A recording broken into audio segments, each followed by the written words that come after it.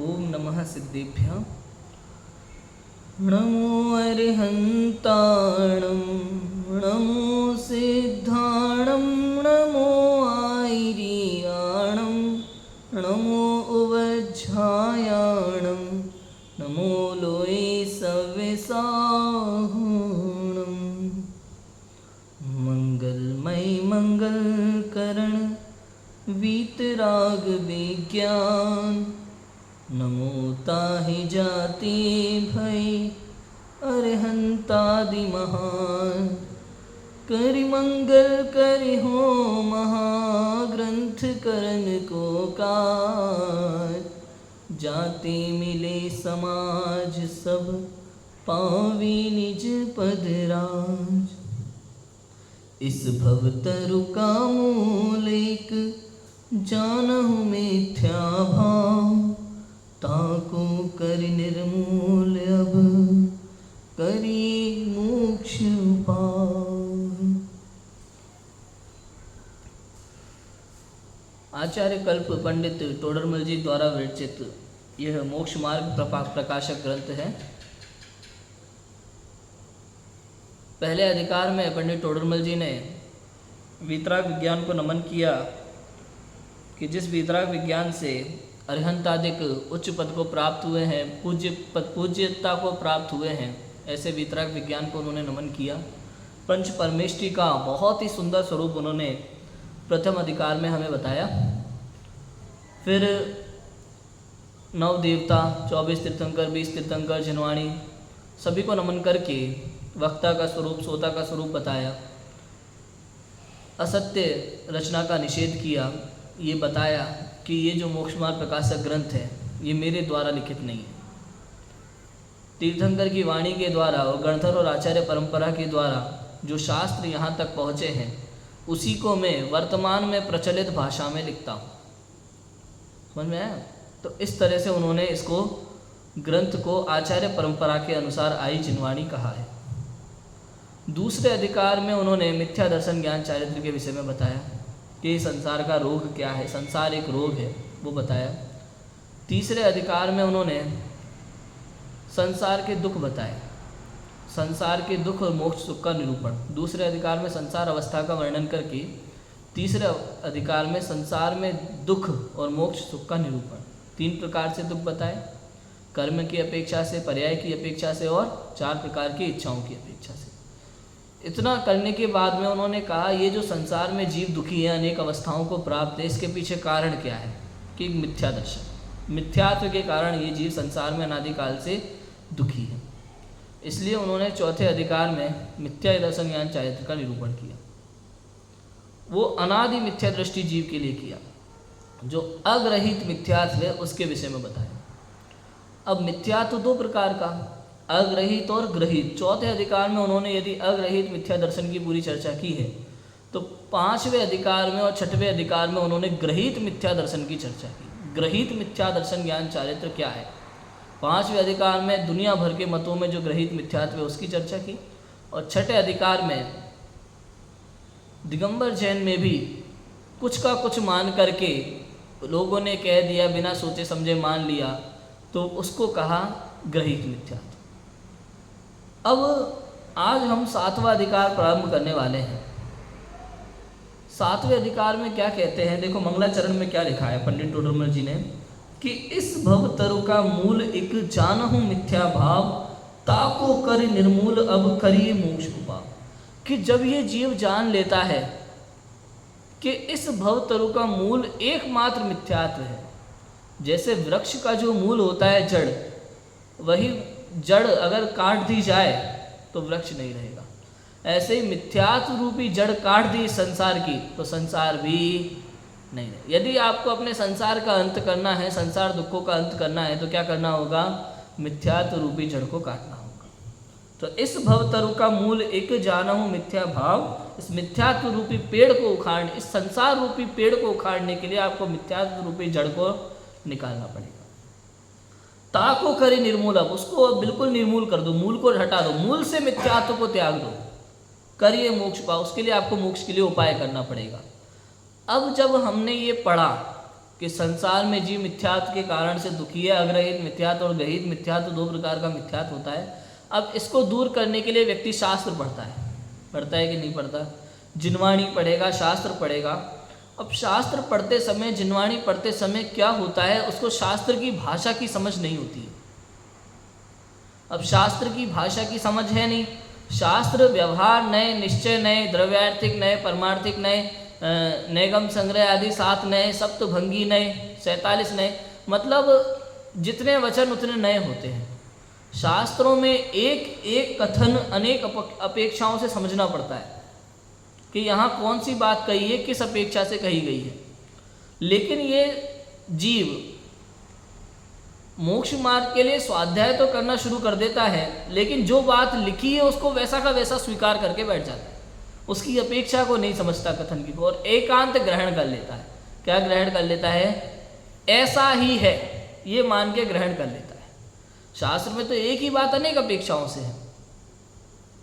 समझ में आया कि नहीं आया? शास्त्र में तो जीव को अचेतन भी कह सकते हैं, अपेक्षा है। समझ में आया कि नहीं आया? कि भाई शरीर का संयोग है, इसलिए रूपी कहा, मूर्तिक कहा, जीव को अपेक्षा से। मूर्तिक भी है, अमूर्तिक भी है, कि भाई स्वभाव से अमूर्तिक है, और चूंकि शरीर का संयोग है, शरीर से ही दिखाई देने में आता है, इसलिए मूर्तिक भी है। अब तुम पढ़ने वाला उसको एकांत को पकड़ ले तो मिथ्या दृष्टि। यदि स्वभाव के ही कथन को पकड़ के बैठ जाए, नहीं ऐसा ही है, तो निश्चयाभासी मिथ्या दृष्टि। और यदि संयोग के कथन को पकड़ के बैठ जाए तो व्यवहाराभासी मिथ्या दृष्टि। कहने का अर्थ ये, जहाँ जहाँ जे जे योग्य छे तहाँ समझबू ते। समझ में आया कि नहीं आया? जहाँ जो कथन जिस रूप में समझने योग्य है उसे वही रूप में समझना चाहिए। यही वास्तव में स्वाध्याय की कला है, जिनवाणी पढ़ने की कला है। अगर आपने गलत पकड़ लिया तो अपना ही गला काट बैठोगे, स्वयं अपने आप को 4 गति 84 लाख योनियों में झोंक दोगे, यदि आपने शास्त्र के कथन को ठीक तरह से नहीं समझा तो। समझ में आया कि नहीं आया? इसलिए देखो क्या कहते हैं 7वें अधिकार में पंडित टोडरमल जी, उन्हीं की चर्चा करेंगे कि जिन लोगों ने इस ग्रहित मिथ्यात्व को छोड़ने के लिए शास्त्र स्वाध्याय प्रारंभ किया, किंतु शास्त्र स्वाध्याय करके वो एकांत को पकड़ के बैठ गए, उन लोगों की चर्चा यहाँ करें कि एकांत को पकड़ने से फिर क्या होता है, वो कौन से मिथ्या दृष्टि हो जाते हैं, उसकी चर्चा करेंगे। कि अब जो जीव जैन है, कौन है? जो जीव जैन है, जैन कुल में उत्पन्न हुए हैं। दूसरा पॉइंट, जिन आज्ञा को मानते हैं, अर्थात शास्त्र को पढ़ते हैं और शास्त्र की बात को स्वीकार करते हैं, ठीक है, और उनके भी मिथ्यात्व रहता है। उनके भी मिथ्यात्व क्यों रह जाता है? शास्त्र पढ़ने के बाद भी क्यों मिथ्या दृष्टि रह गए, उनका वर्णन करते हैं।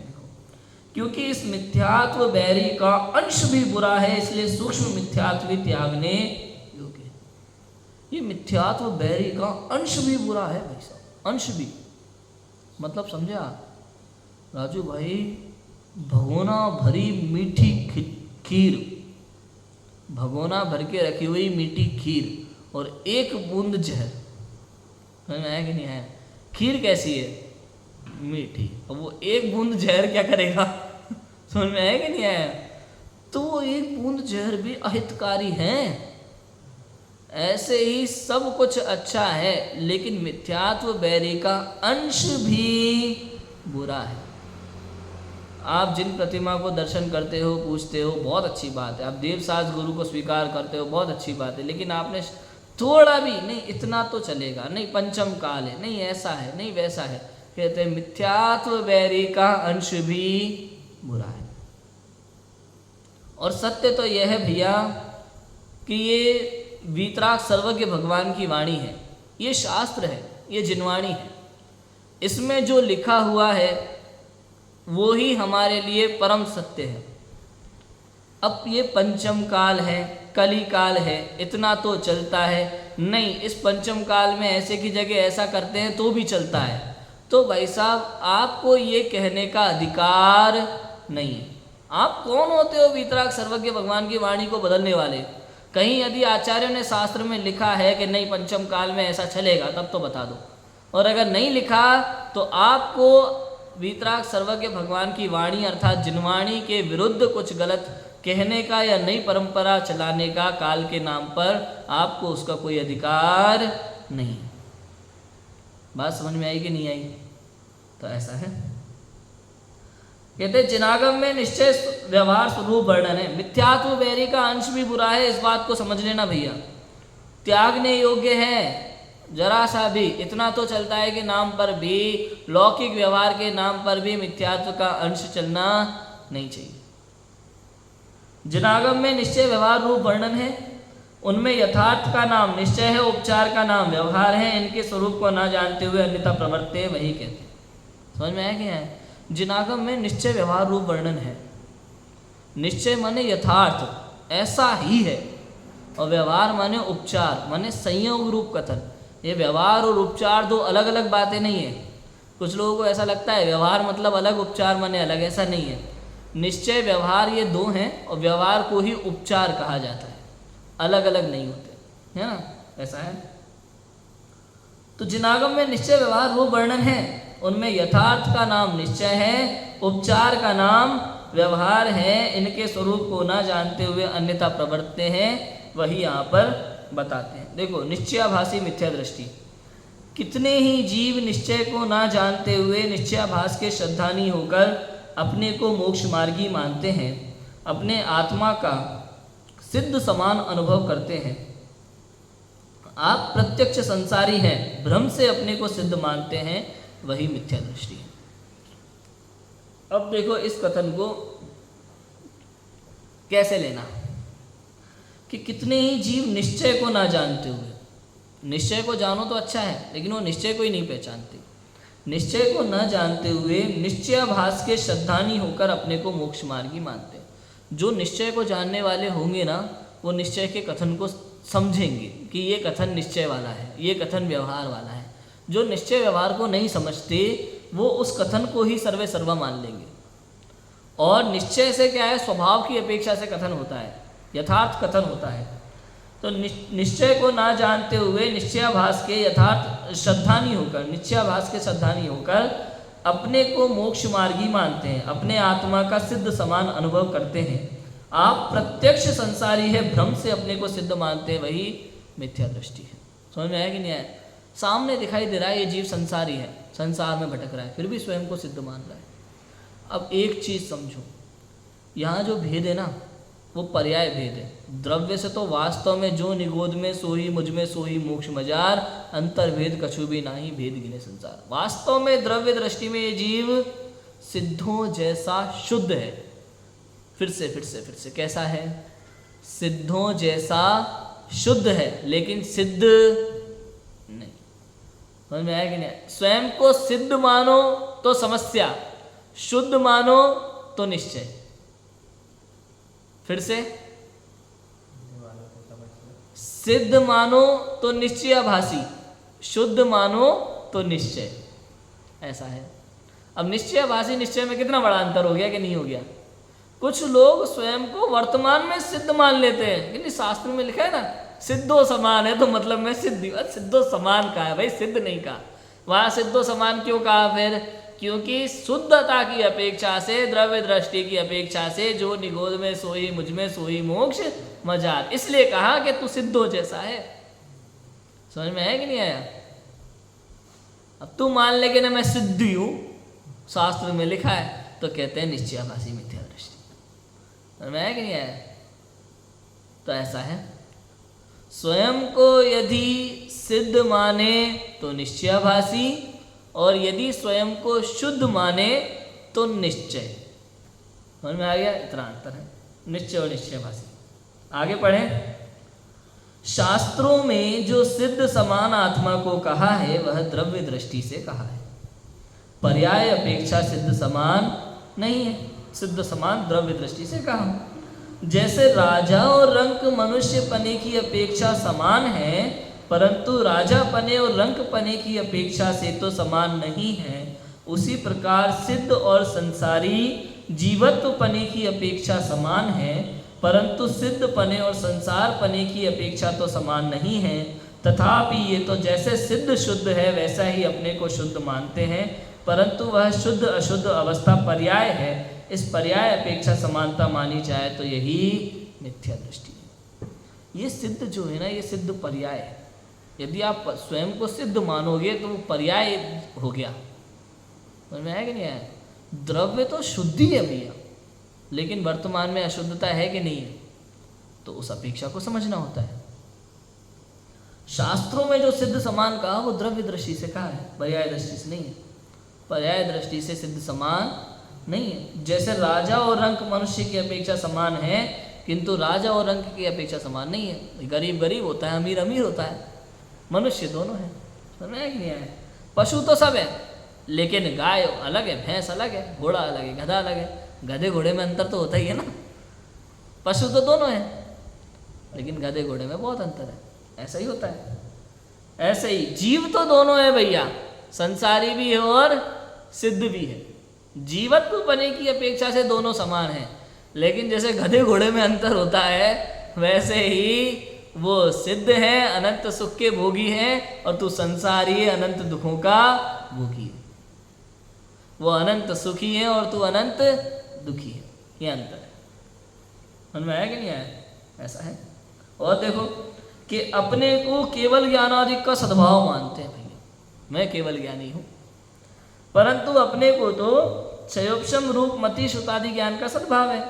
क्षयिक भाव तो कर्म का क्षय होने पर होता है, और ये भ्रम से कर्म का क्षय हुए बिना ही क्षयिक भाव मानते हैं, सो ये मिथ्या दृष्टि है। क्या है? शास्त्र को तो ढंग से समझा नहीं, पढ़ा नहीं। अब शास्त्र में लिखा हुआ होता है कि केवल ज्ञान स्वभावी आत्मा, तो केवल ज्ञान स्वभावी आत्मा मतलब केवल ज्ञानी आत्मा है कि नहीं है? हमने मान लिया मैं केवल ज्ञानी हूँ। क्यों? क्योंकि मेरा केवल ज्ञान स्वभाव है।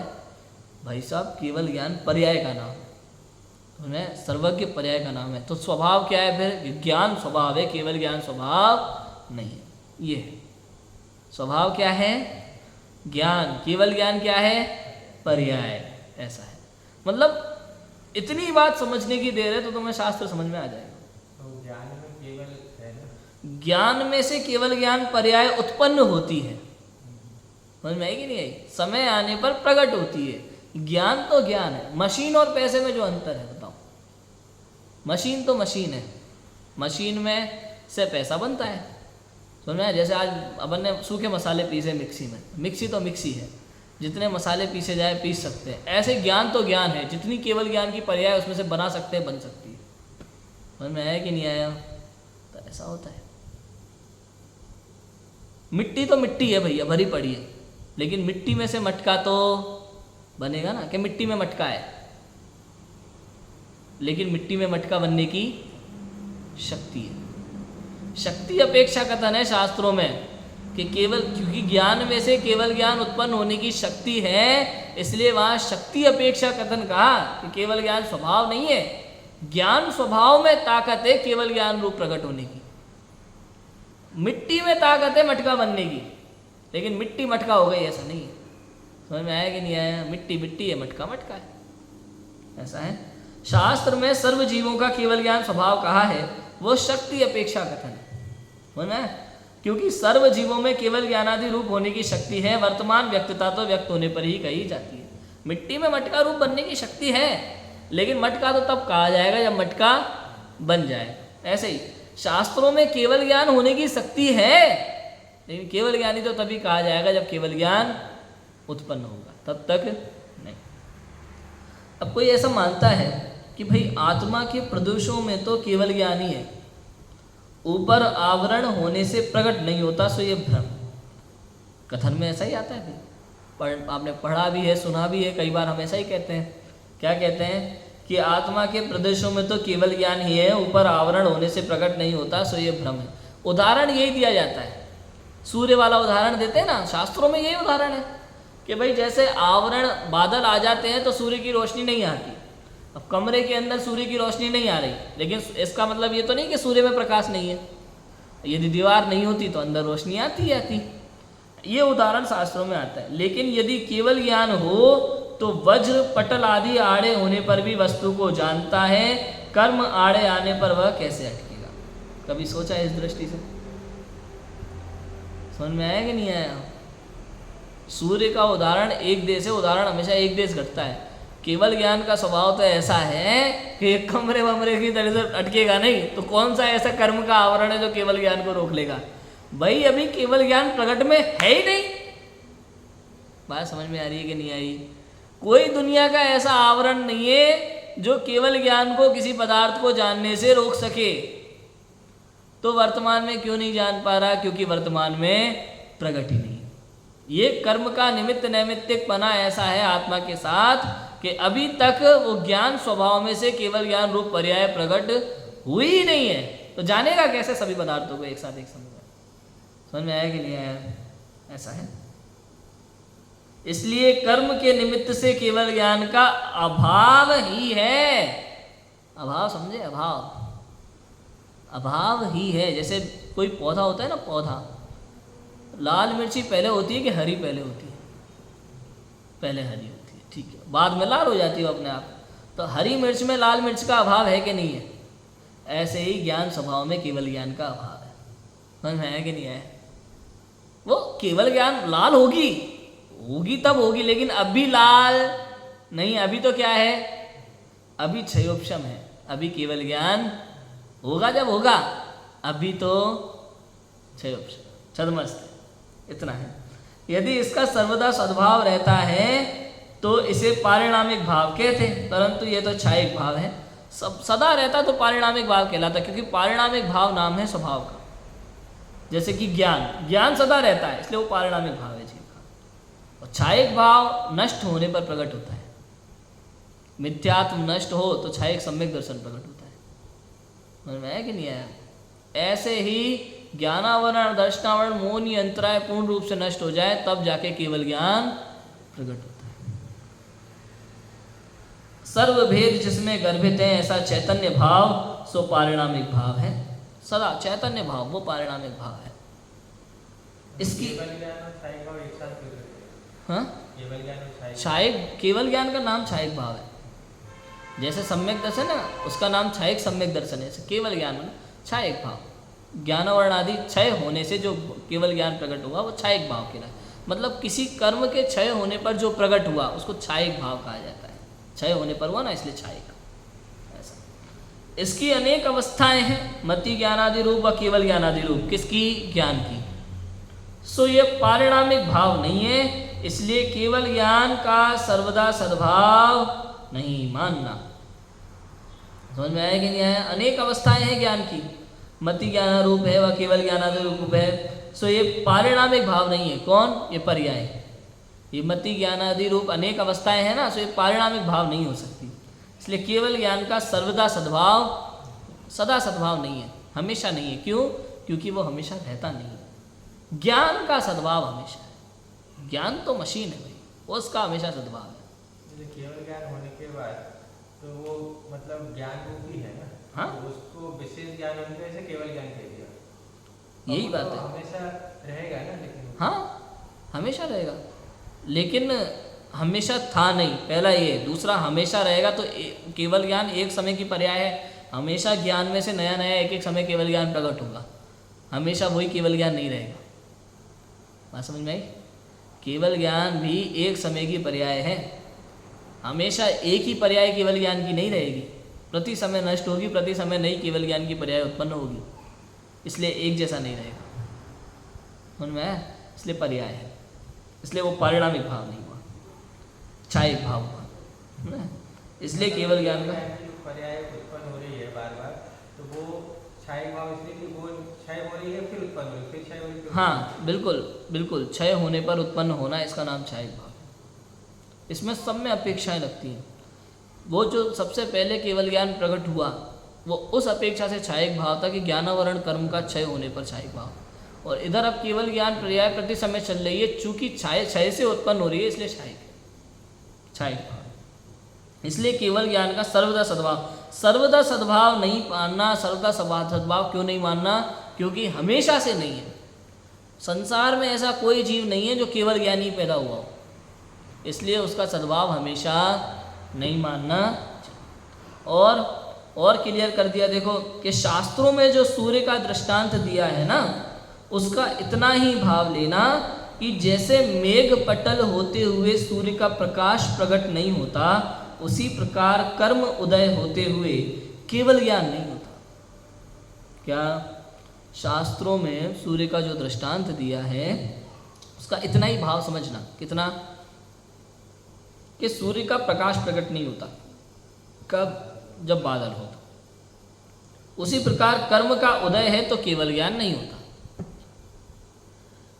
ऐसे भाव नहीं लेना कि जैसे सूर्य में प्रकाश रहता है वैसे आत्मा में केवल ज्ञान रहता है, क्योंकि दृष्टांत सर्व प्रकार से नहीं मिलता। जैसे पुद्गल में वर्ण गुण है, उसकी हरित पीतादि अवस्थाएं हैं, सो वर्तमान में कोई अवस्था होने पर अन्य अवस्था का अभाव है। उसी प्रकार आत्मा में चैतन्य गुण है, उसकी मति ज्ञानादिक रूप अवस्थाएं हैं, सो वर्तमान में कोई अवस्था होने पर अन्य अवस्था का अभाव ही है। वही स्वभाव तो ज्ञान है, उसकी मति ज्ञानादिक अवस्थाएं हैं। तो वर्तमान में मति शुद्ध अवस्था है तो वैसा मानना, जब केवल ज्ञान रूप अवस्था होगी तो वैसा मानना। अभी मिर्ची हरी है तो वैसा मानो, लाल हो जाए तो वैसा मानो। समझ में आया कि नहीं आया? ऐसा है। शुरू में बूटे रहेंगे, बाद में चने बन जाएंगे, वही है ना। तो ऐसा होता है। तो अभी मति शुद्ध है, बाद में केवल ज्ञान हो जाएगा, लेकिन है तो ज्ञान स्वभाव। तो कई लोग ऐसा सोच सकते ना, वो पर्याय जो आ रही है उसी में से तो आएगी ना, अलग से उसमें निहित है ना, मतलब नहीं निहित नहीं, शक्ति है। निहित होना और शक्ति होना दोनों में अंतर होता है।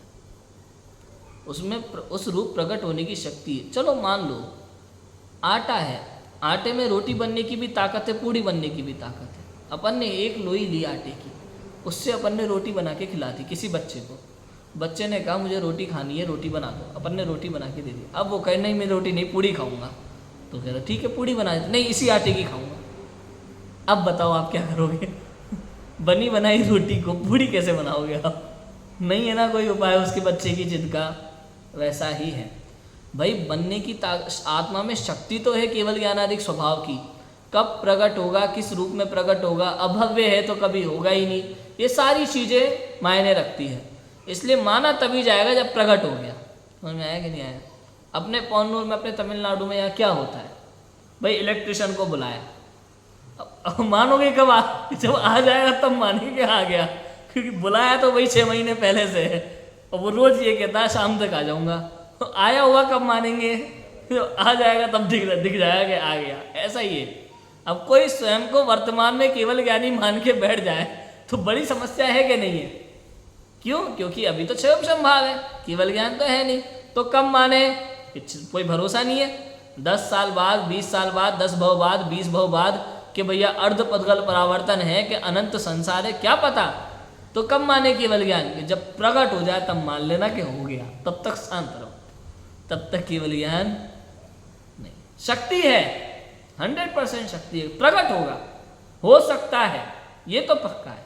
आटे में से पूड़ी बन सकती है, ये पक्का है, इसमें कोई दो राय नहीं है।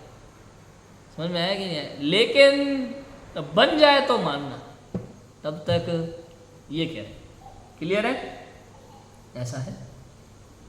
अब यहाँ कोई कहे कि आवरण नाम तो वस्तु को आच्छादित करने का है, छुपाने का है, केवल ज्ञान का सद्भाव नहीं है, तो केवल ज्ञानावरण किस लिए कहते हो? तो देखो शक्ति है, उसे व्यक्त ना होने दे, इस अपेक्षा आवरण का।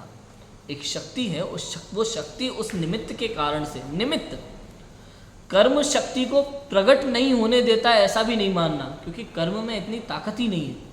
यदि कर्म शक्ति को प्रकट नहीं होने देता तो कोई केवल ज्ञानी होता ही नहीं, क्योंकि अनादि से सभी संसारी को केवल ज्ञानावरण होता है कि नहीं होता? ज्ञानावरण कर्म का होता रहता है, लेकिन केवल ज्ञान प्रकट भी होता है। तो ज्ञानावरण कर्म ने रोक के रखा है, ऐसा भी नहीं है। समझ में आ रहा है कि नहीं आ रहा? क्योंकि कर्म में इतनी ताकत नहीं है। क्या लिखा? शक्ति है, उसे व्यक्त ना होने दे, इस अपेक्षा से आवरण का। यहाँ मानना निमित्त, कर्म का ऐसा निमित्त बनता है। जैसे देश चारित्र का अभाव होने पर शक्ति घातने की अपेक्षा अप्रत्यय ख्यानावरण कसाय कहा, उसी प्रकार जाना। अप्रत्यय ख्यानावरण कसाय है, उसका अभाव हो तो देश चारित्र प्रकट होता है, और देश चारित्र प्रकट नहीं होने देता, उसका नाम अप्रत्यय ख्यानावरण कसाय। तो उसी अपेक्षा से केवल ज्ञान नहीं प्रकट होने देता, उसका नाम ज्ञानावरण कर्म, निमित्त अपेक्षा। तथा ऐसा जानना कि वस्तु में पर निमित्त से जो भाव हो उसका नाम औपाधिक भाव है, और पर निमित्त के बिना जो भाव हो उसका नाम स्वभाव भाव है। बराबर है? पर द्रव्य के निमित्त से जो भाव आत्मा में उत्पन्न हुआ या किसी वस्तु में उत्पन्न हुआ वो औपाधिक भाव है, औपचारिक भाव है।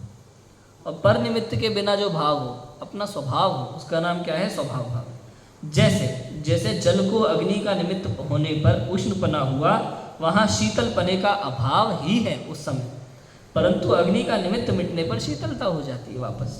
इसलिए सदाकाल जल का स्वभाव शीतल कहा जाता है, क्योंकि ऐसी शक्ति सदा पाई जाती है और व्यक्त होने पर स्वभाव व्यक्त हुआ कहते हैं।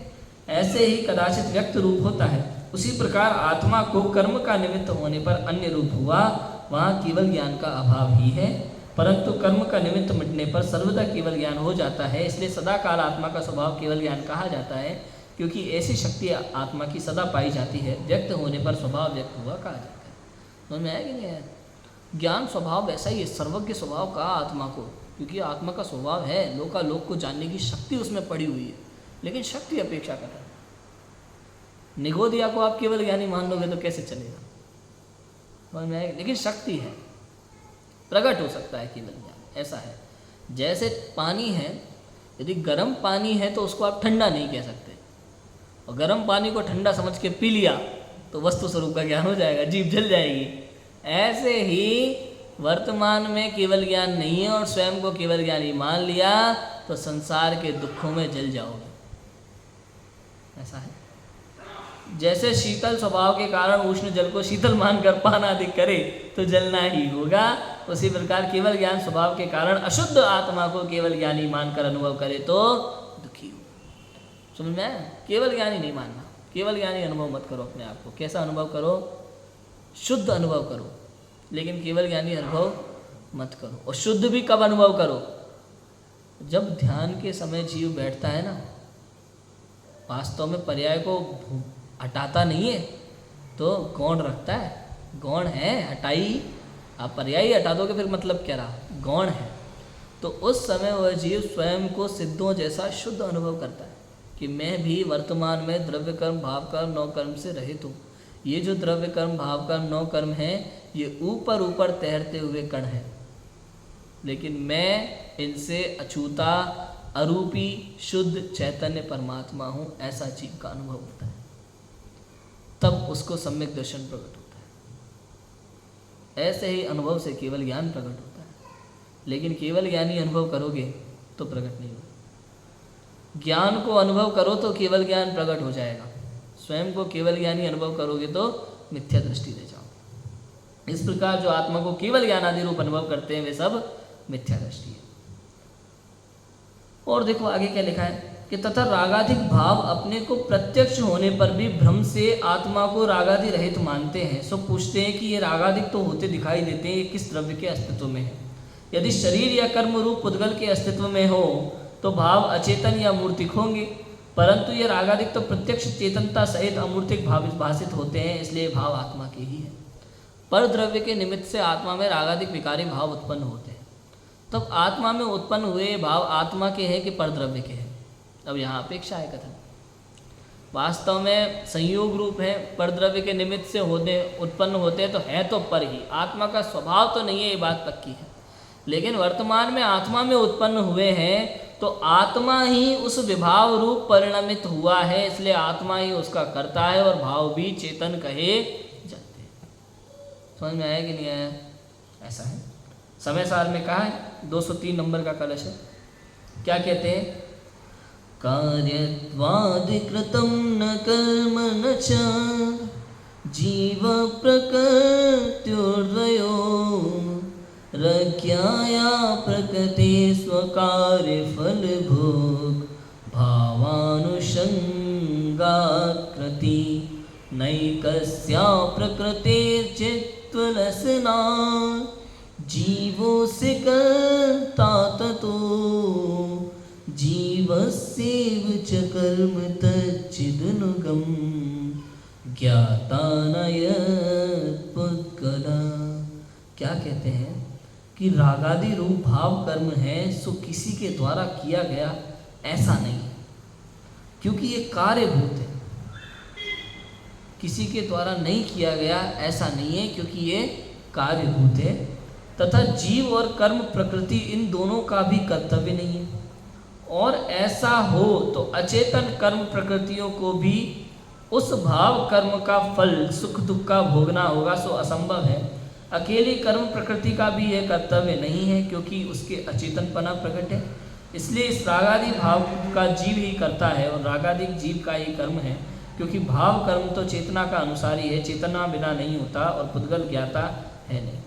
देखो क्या होता है, आत्मा में रागादि विकारी भाव उत्पन्न हुए, पुद्गल कर्म के निमित्त से हुए, लेकिन है आत्मा के निमित्त तो कोई भी हो सकता है, भाव तो चेतन का है, इसलिए वो किसके कहलाएंगे।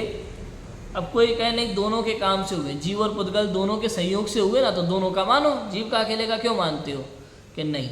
यदि दोनों का मानेंगे तो पुद्गल को भी भोगना पड़ेगा दुख, लेकिन पुद्गल तो दुख भोगता नहीं है, इसलिए जीव का ही है। और चूंकि पुद्गल ने ऐसा कौन सा काम किया कि रागादिक उसको दुख भोगना पड़े, परिणाम किसने बिगाड़ा, जीव ने। स्वयं को भूला कौन, जीव। स्वयं को, स्वयं कषाय इत्यादि किसने उत्पन्न किया, जीव ने। तो भाव कर्म किसके, समझ में आया कि नहीं आया। तो ऐसा होता है, सारा काम तो जीव ही कर रहा है ना भाई, अपने आप को भूला हुआ, अपने स्वरूप को भूला हुआ जीव ही है, और वैभाविक रूप परिणमन होने की शक्ति जीव में है, इसलिए विकार रूप परिणमित होता है, ऐसा है। इसलिए वो रागादिक भाव का कर्ता जीव ही है, और ये रागादिक जीव का ही कर्म है, क्योंकि भाव कर्म तो चेतना का अनुसार ही है। भाव कर्म माने भाव, परिणाम वो जीव का परिणाम है, जीव की एक समय की पर्याय है। चेतना बिना नहीं होता और पुद्गल ज्ञाता है नहीं, चेतना के बिना नहीं होता, जीव नहीं होता तो ये भाव कर्म बनता नहीं, ऐसा है। इस प्रकार रागादिक भाव जीव के अस्तित्व में है। अब जो रागादिक भावों का निमित्त कर्म ही को मानकर अपने को रागादिक का अकर्ता मानते हैं, वे कर्ता तो आप हैं, परंतु उनका निरुद्यमी होकर प्रमादी रहना है, इसलिए कर्म ही का दोष ठहराते हैं। सो ये दुखदायक भ्रम है। मतलब आप समझो, कुछ जीव ऐसे हैं, भाई ये देखो मैं तो इसका करता हूँ नहीं, रागादिक राग द्वेष का, मैं तो अकर्ता आत्मा हूँ, ये तो अपने हिसाब से होते रहते हैं परद्रव्य के निमित्त से, तो मेरा इससे कोई काम नहीं है, मजे करो बस जिंदगी में। तो कहते हैं ये स्वच्छंदी जीव है। वास्तविकता समझने वाला जीव ना अपने दोष को छुपाता नहीं है। ये बात सच है कि परद्रव्य के निमित्त से उत्पन्न हुए, मैं रागादि का करता नहीं हूँ, ये बात भी सच है, 100% सच है। लेकिन ये भी सच है कि भाव भी मेरे ही बिगड़े हैं, और मैं ही उस रूप परिणमित हुआ हूँ, और मेरे ही द्वारा कर्म का निमित्त हुआ है, और मेरे ही द्वारा ये कर्म उत्पन्न हुए, मुझ में ही उत्पन्न हुए हैं, और मैं ही इसका फल भोगने वाला हूँ। ये भी उतना ही सच है। ये तुम दोनों बात कह रहे हो यार, ऐसे कैसे हो सकता है? कि ऐसा ही है। वो कैसे है ऐसा कि देखो होता क्या है, मैं आपको समझाता हूँ। देखो ये जो कुछ भी हो रहा है ना, वास्तव में ये जीव ज्ञाता दृष्टा है। असंगी पर्याय में जो भी होता है उसके लिए आप कुछ भी कह सकते हो, वहाँ कर्म के निमित्त के कारण से सब कार्य हो रहा है, करता वहाँ भी वही है। लेकिन यहाँ तो आपका विवेक ज्ञान जो है, आपके पास अपॉर्चुनिटी है सही गलत का निर्णय करने की। आपके ज्ञान के पास अपॉर्चुनिटी क्या है? सही गलत का निर्णय करने की। लेकिन आप बार बार अपनी तृष्णावश, अपनी इच्छावश, लौकिक सुखवश केवल उसी ओर मुड़ जाते हो, तो ये हुआ आपका गलत परिणाम। समझ में आया कि नहीं आया? आपकी इच्छाएं, तो इस कारण से उससे होता है कर्म का बंध और होते हैं दुखी। तो ये जो गलत परिणाम हुआ, ये किसका हुआ? और जिन्होंने उस गलत परिणाम को ना चुन करके मोक्ष मार्ग को चुना, वो परिणाम किसका था? जीव का।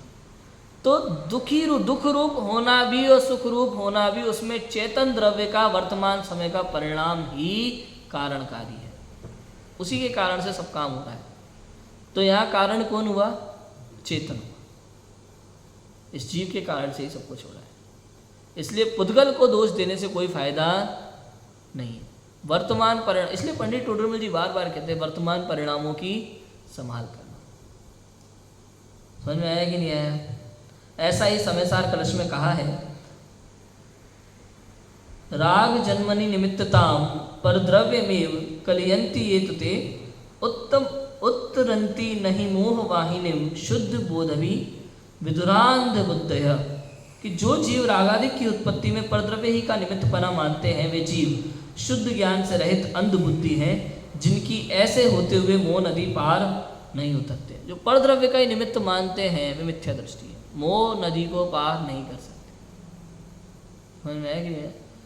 अब देखो, परद्रव्य का निमित्त है, इसमें कोई दिक्कत वाली बात नहीं है, लेकिन परद्रव्य का निमित्त ही मानते हैं, इसमें बड़ी समस्या है। अपने आप को जो बचा के चल रहे हैं ना, उनसी बात है। इस बात में कोई दो राय नहीं है कि परद्रव्य का निमित्त हुए बिना रागादिक की उत्पत्ति नहीं होती, लेकिन परद्रव्य का निमित्त होने में अपना भी दोष है कि नहीं, ये बताओ। अपनी गलती स्वीकार नहीं करता। समझ में आ रहा है कि नहीं आ रहा? ये जीव क्या करता है, मान लो खेत में कीड़े हो गए या खेत में पशु घुसाया कोई और उसने अनाज खा लिया, तो आरोप किस पे आएगा? किस पे आएगा? पशु पे। और मैं जो ध्यान नहीं दे रहा था, मैं मोबाइल में लगा था, वो समझ में ही नहीं है। अपनी गलती स्वीकार नहीं करेगा कि मेरे कारण से ये आया। समझ में आया कि नहीं आया? अब किसी ने घर में चाय पी करके गिलास रख दिया नीचे, समझ में आया? अब ठोकर लग गई गिलास की, तो बुरा कौन? ठोकर लगाने वाला। चाय जिसने गिलास नीचे छोड़ दिया वो।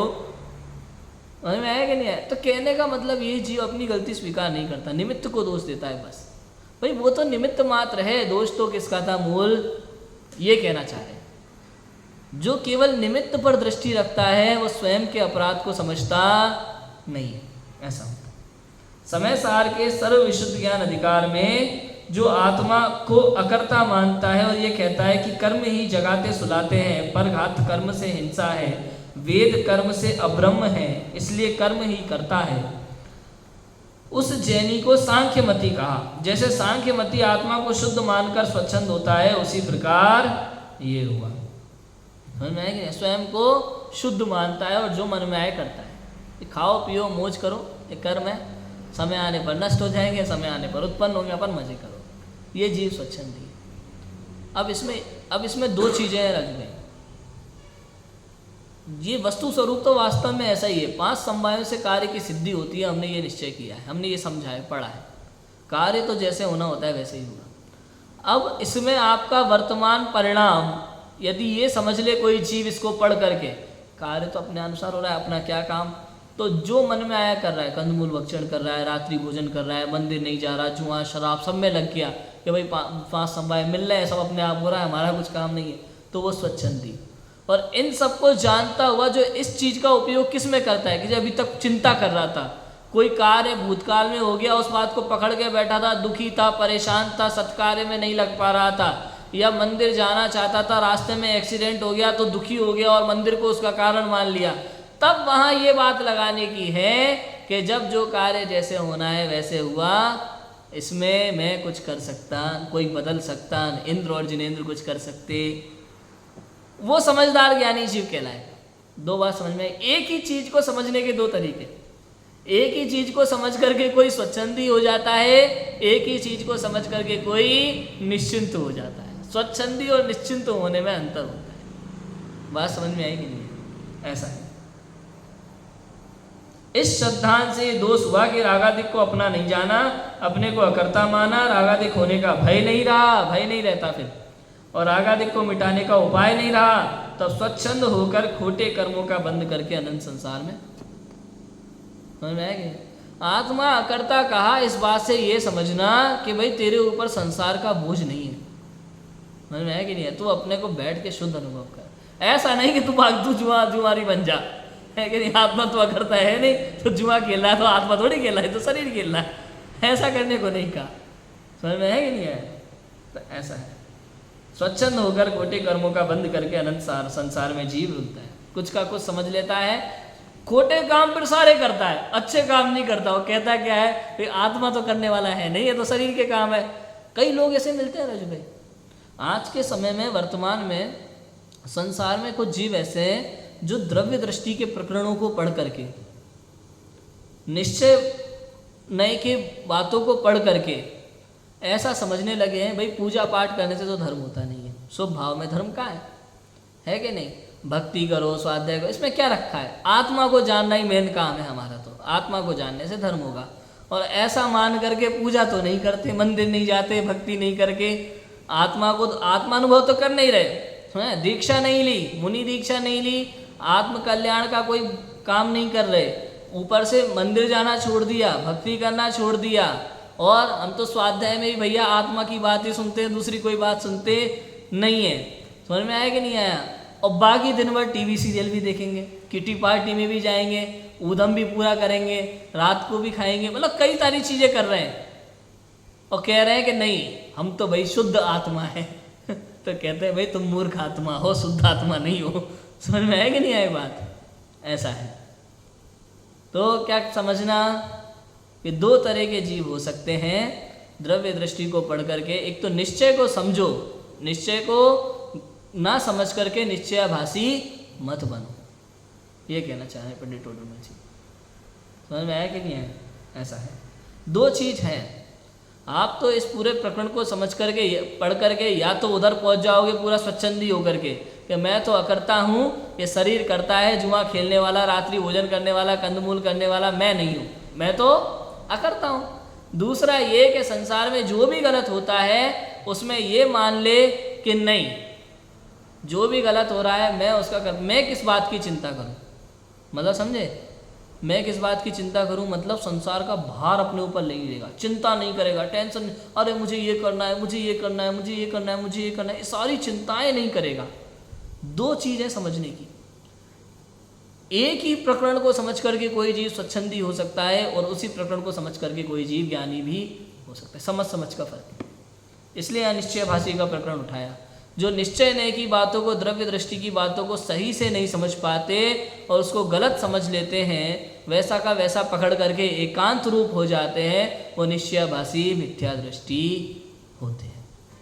उनमें आगे और बहुत सारी बातें हैं, समय सार की व्याख्या को लेकर के अपन उसकी चर्चा करेंगे। अभी की बात को विराम देते हैं। ओम नमः सिद्धे।